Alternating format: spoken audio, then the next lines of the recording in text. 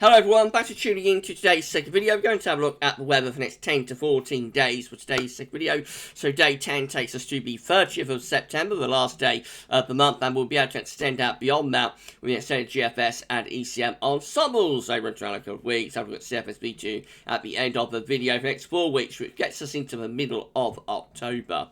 I'll get on with that for you in a moment. Just say that the first video release was our 7 AM forecast, and we've got part 2 of the third winter 2021-2022 update coming up for you at 6 PM this evening. It's the analog side of the update. We're going to be looking at summer to winter data for that one, and it's going to be very interesting watch. It will be released at 6 PM, and then that will be part 3 of or that will be the third winter update in 2 parts complete.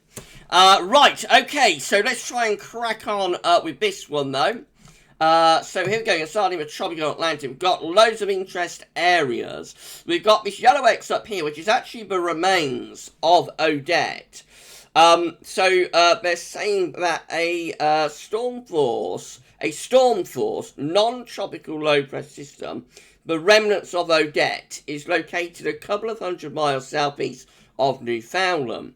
This low could acquire some subtropical characteristics by the middle of the week as it moves slowly east and then southeastwards over the warmer waters of the north central Atlantic Ocean.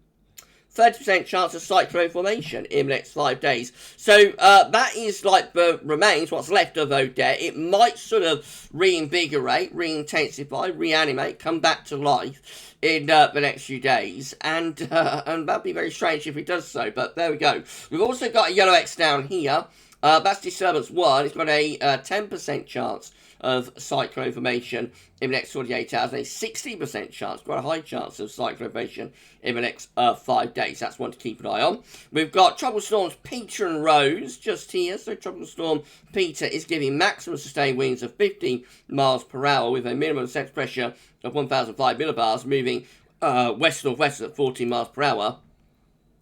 Clicking on Peter, we can see that this is going to become a tropical depression if the forecast is right by the middle of the week. So currently, tropical storm Peter is just there, becomes a tropical depression by around Wednesday. So that's a weakening of the system, moving north as a tropical depression towards Bermuda by the weekend. And then, of course, got Rose just here, which is giving maximum sustained winds of 40 miles per hour, with a minimum central pressure of 1,005 millibars, and moving northwestwards at 15 miles per hour. Clicking on Rose, this is also forecast to become a tropical depression. So currently, tropical storm Rose is there. By the end of the week, tropical depression Rose is somewhere around here. And, yeah, moving northwards as well. So both of these are sort of moving northwards, northwestwards, like that. A little bit strange. And both of them are tropical storms and forecast weaken to tropical depressions by the weekend. Doesn't look like either of those are going to make a hurricane at this point, but of course, it's only a forecast, only a prediction. Sometimes these systems can power up unexpectedly.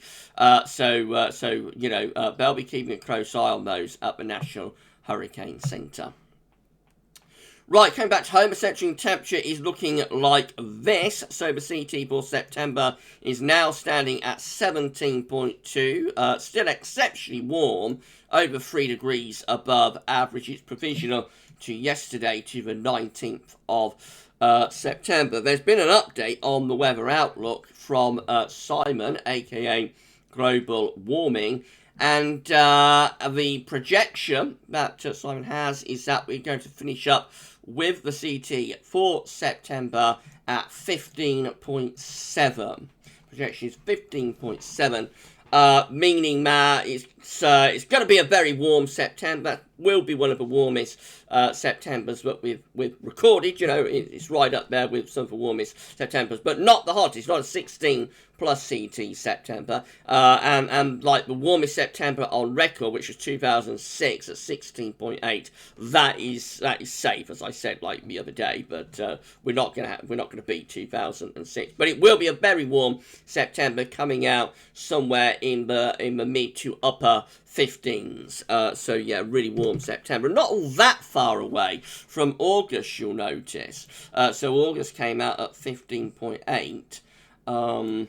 Which is only 0.1 of a degree above average, so that's virtually bang on the 61 to 90. 90 average is a little bit below average for 81 to 2010. We're not going to be all that far away from that, and if the projection is just a little bit too low by a couple of tenths of a degree, we'll actually have a September warmer than August, which, you know, it does happen, but it's a little bit unusual because it's cooling time of the year, so normally you expect September to come in below August. When September comes in hotter than August, it usually happens because August has been unusually cool or something like that. It wasn't particularly unusually cool. It was a little bit below the 81 to 2010 average in August, but not excessively so. So yeah, it's quite unusual what's happening at the moment. But again, as I say, September sometimes does come out hotter than the August before it. And this might be one of those occasions, although remember the projection is actually at 15.7. So, you know, it's going to be touch and go. But it will only take like an unexpectedly very warm day or two and will be above August and in the upper 15s, or possibly even, you wouldn't totally, from a projection at 15.7, you wouldn't totally rule out like a 16 Celsius CET month, I wouldn't have thought. But on the other hand, you wouldn't rule out that we get to like 15.5 or something. So, yeah, it's going to be interesting to see where it lands, but it is going to be a very warm September, whatever happens in the 15s, possibly at the outside around 16 degrees.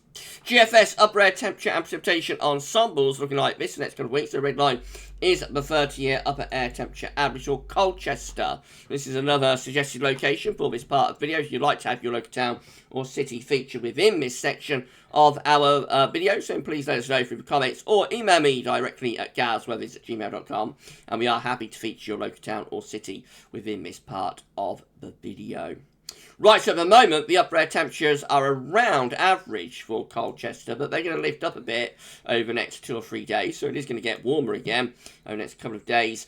In towards the end of the week and weekend, there's a bit of a decline in temperature taking place, so still this idea that we get a cool down coming up over the weekend and into the final days of September. Dates on the bottom of the chart, of course.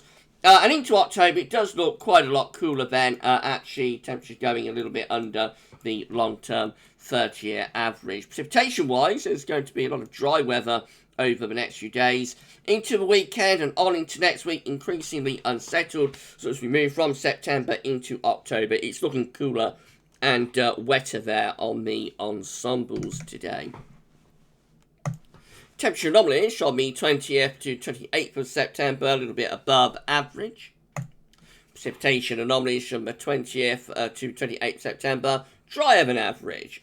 And on it goes, as it has done for several weeks.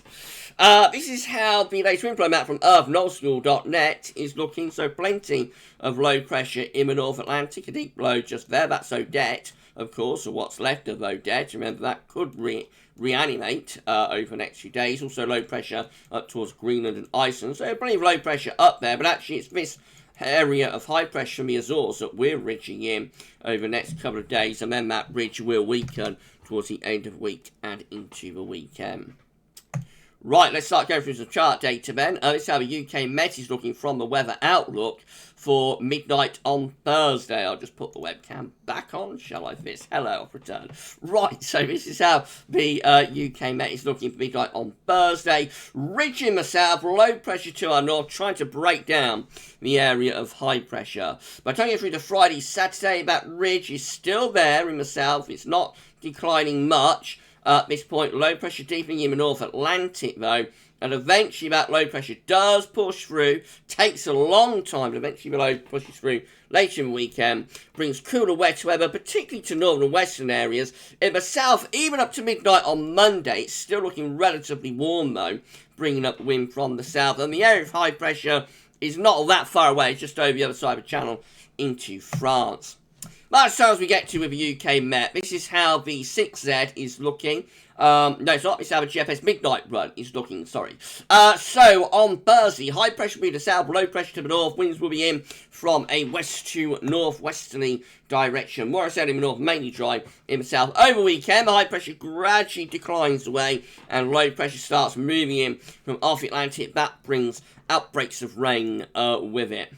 Moving into next week, we tried to build up a little bit of a ridge just to our east, but low pressure deepening to the west of Ireland, so very quickly that ridge gets swept away as this low pressure comes in. Looks very unsettled actually as we're moving up towards day 10 and the end of the month. That's how we finish up September on the last day of the month, day 10, with deep low pressure just west of Ireland and strong winds and outbreaks of rain moving across the country. Very autumnal looking by the final day of September. And that carries on into the opening days of October as well, looking unsettled with showers or longer spells of rain coming in with these areas of low pressure. And pretty cool as well, so a cool and wet start to October, definitely, with the GFS midnight run. There's the remnants of some sort of hurricane and or tropical storm just there again in the North Atlantic by the 6th of October, which is as far as we get to with the GFS midnight run. Whether that comes off or not, you know, it's a long way off, 2 weeks away. It's just the idea that the Atlantic is pretty active. And we're looking a lot cooler and wetter there through the first week of October with the midnight run. However, the 6Z is going to turn all of that on its head. So let's do it then. This is how the GFS 6Z, very latest run, is looking. So here we go. On Thursday, again, bringing in a northwesterly. Will be a little bit cooler and more south in the north. Still hanging on to mostly dry weather though down in the south. Over weekend, the high pressure gradually declining away and low pressure comes in from the North Atlantic. That will bring outbreaks of rain southwards and eastwards over weekend and a drop in temperature into the north. By the early part of next week, that low pressure gets out of the way. A ridge of high pressure forms over into the east country, low pressure to west of Ireland. Now, at this point, the midnight run deepens this low pressure to west of Ireland, sweeps away the ridge. The 6Z does something different, though. It stalls below in the Atlantic to the west of Ireland. It inflates the ridge to our east. And the upshot of that is to pull up another hot southerly blast. So hot southerly winds start pushing northwards again as we go up to day 10, which, of course, is last day of September, and that's how we look at day 10 with GFS 6Z. It looks hot with high pressure away to our east, low pressure is to our west. The wind is coming up from the south. The air is originating probably from North Africa, certainly from the Mediterranean. And so we get to the end of September, and you would not be ruling out temperature to be around 80 Fahrenheit with that if it came off. Which would be pretty remarkable, but would, you know, really set the scene for, or sort of end the scene, I suppose, for this remarkably warm September. And on it goes into October as well, so this is just beyond day 10. This is Friday the 1st of October, still with low pressure to the west of Ireland, high pressure to our east, winds drawing up from the south. Have a look at the upper air temperatures. Look at that, plus 15 Celsius ice firm is back in again across much of southern and eastern England. That could well see the temperature on the first day of October into the 80s Fahrenheit with that, which would be quite remarkable. It does happen occasionally that October will start hot. I think 2011 had a very hot start to October. So, you know, temperature into the 80s Fahrenheit. We're not going to get 90 Fahrenheit heat, of course, in October, but you can get 80 Fahrenheit heat in October, and that's one of those sort of situations where that's going on. If we just very quickly go back to ensemble graph. So, how many ensemble members on the 1st of October, sort of end of October, end of September, early October, which is this period just here. How many are lifting the temperatures up, or were lifting temperatures up to 15 degrees, 850 HPA? None of them were doing that. So I would suspect the GFS 6Z is going to be an outrageous hot outlier, probably, for that time frame, end of September into October. But we shall see. You know, that's the midnight GFS ensemble graph, and the 6Z ensemble graph won't finish updating for around an hour or so.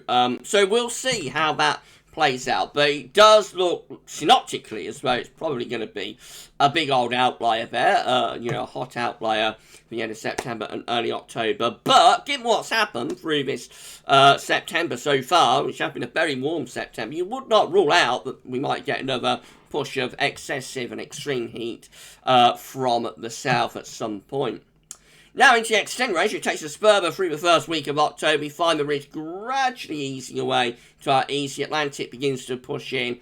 Not with all that much conviction, I have to say. Nowhere near as unsettled as the GFS midnight run was.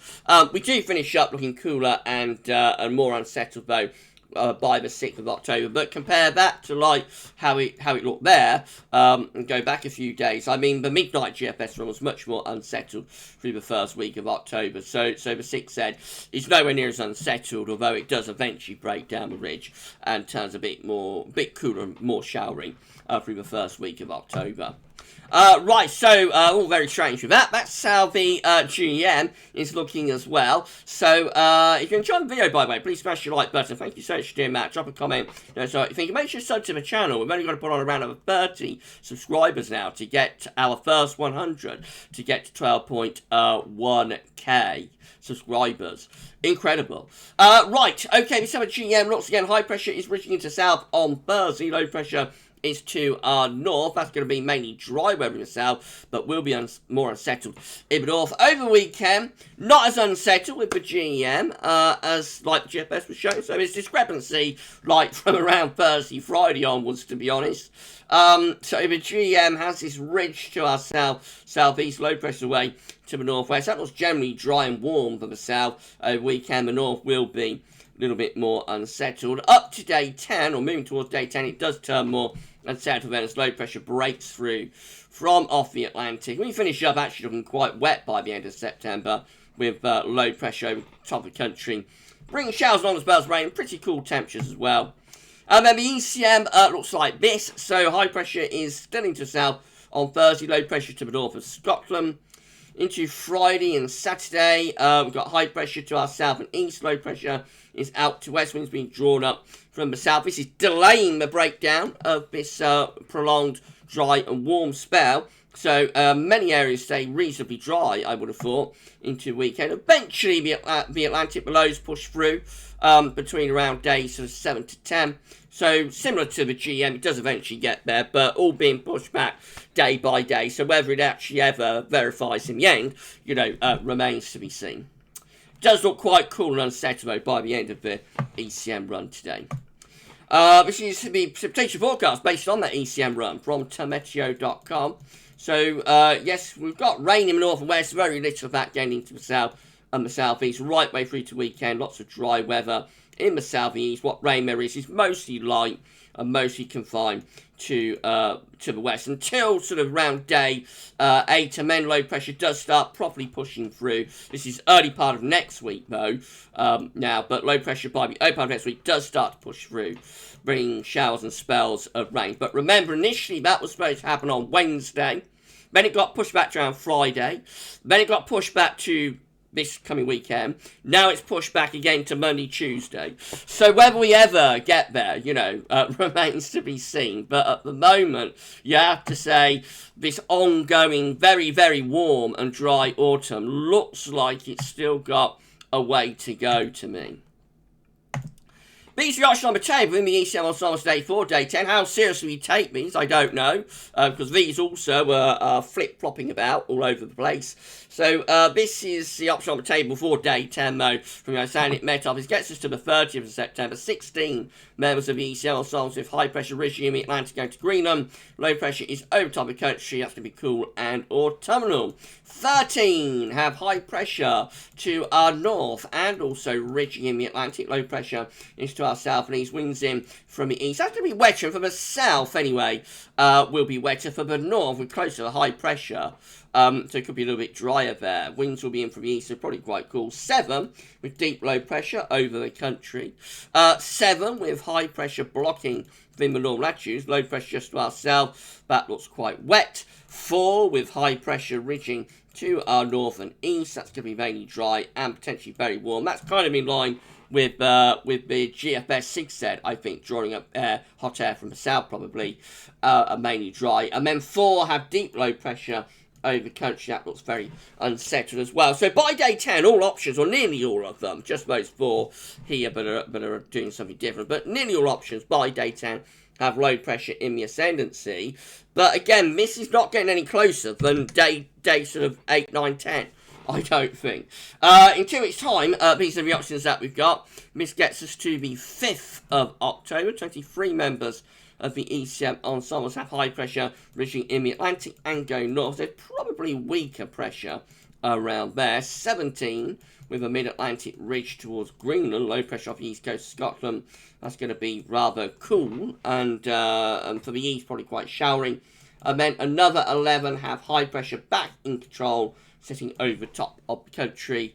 That would be a rather cool position for the ridge, though, because around that we would be bringing in the air from like an east or northeasterly direction. So not particularly warm with that, but certainly back to dry weather in 2 weeks' time. Lastly, the CFS V2 looks like this. These are 500 millibar heights broken down to week periods. The first week period takes us from the 20th, 26th of September. High pressure is gradually easing slightly in this week to allow lower pressure to start moving towards us from Iceland. So by the time we get through to week 2, which is 27th of September to the 3rd of October, we are under low pressure, obviously looking a lot cooler and more unsettled by then. Week 3 is the 4th to the 10th of October. High pressure is over Scandinavia, probably lower pressure coming through here along with the jet stream. And then week 4 is going to be the 11th, 17th of October. High pressure comes back, building from the south and going northwards. Low pressure out towards Iceland and Greenland. And the jet stream is pushing north. That's turning drier and warmer through that middle part of October. Right, if you enjoyed the video, please click smash the like button to make sure to subscribe to our channel. Thank you so much for doing that. Drop a comment, let us know what you think about this and all of our videos. And don't forget to tell your friends and family to subscribe as well. Thank you so much for doing this. If you sub, you're going to be able to see future weather content, including future winter updates and live streams. So give us a sub, and thanks so much. Right, that's it then. So things to focus on and take away from this video. I think, you know, it's still the ongoing question of how quickly are we going to break down this high pressure that's been dominating September. When will we get the commencement of, like, cool and wet weather and, you know, autumnal weather? When will that get going? Is it going to be like at the end of the week? Will it be over weekend? Will it be next week? So you know, still uncertainty about that. Of course, the GFS 06z pulling off that extreme hot southerly for the end of September and the beginning of October. It does look as though it will probably be a big outlier within the GFS and its ensembles, but, you know, just because it's an outlier doesn't mean it can't verify. This has been a very, very warm September and autumn so far, so you would not rule out the chance that that might continue into October, but it does synoptically look very extreme and probably will be an outrageous outlier when the GFS ensembles update for the 6Z suite in around an hour's time. Right then, so that's it for your videos today. Tomorrow, we're going to have the ECM 30-day look ahead for the UK and the rest of Europe as well. I have a 10 to 14 day as well as 7 AM forecast tomorrow, so all of that's on the way for tomorrow. And of course, at 6 PM, we've got part 2 of the 3rd Winter 2021-2022 update coming up for you. It's going to be a really interesting watch looking at summer to winter data, so make sure you check that out at 6. But for this 10 to 14 day, anyway, that's all for now. And thanks for watching.